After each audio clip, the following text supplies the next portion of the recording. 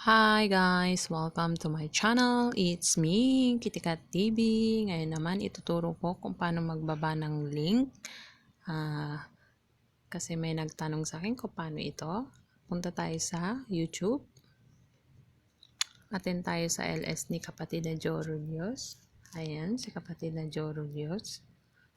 Ayan, nag-LS siya. So, nandito tayo. Hi kapatid!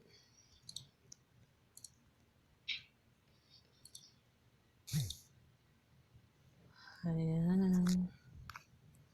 So, punta tayo sa bahay natin. Magbababa tayo doon ng link. Punta tayo ng channel. Ayan. Punta tayo sa videos. Kunwari ang ibababa nating link ay itong short link natin. Siyempre yung tala. So may tatlong tuldok dito sa kanan. Pindutin natin. Ayan. Pindutin natin yung share. Ayan. Pindutin natin yung copy link. Ayan, copied na. Andyan sa baba ni Joe Rulios yung copied. Tapos punta tayo dun sa LS niya ulit.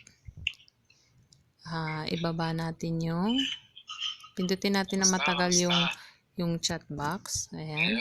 Kunyari, Kitikat TV, Kitty. Okay lang kapatid. Okay, kamusta? Kamusta naman? TV. Parang hindi na nakita nung sa kabila, di ba? Yan, pindutin ng matagal. And then, paste. Pindutin natin yung paste. Ayan. Si Brad ba yung huling pumasok? Ayan. So, isisend na natin. Ayan.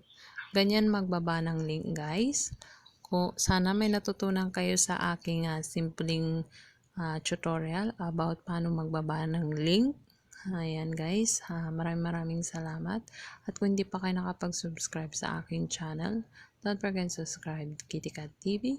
At kung nagustuhan nyo ang aking video, like, share, and comment. Maraming salamat. Bye-bye. At kalimbangin ang inyong kampana para ma-notify kayo sa lahat ng new upload ko. Maraming salamat ulit. Bye-bye.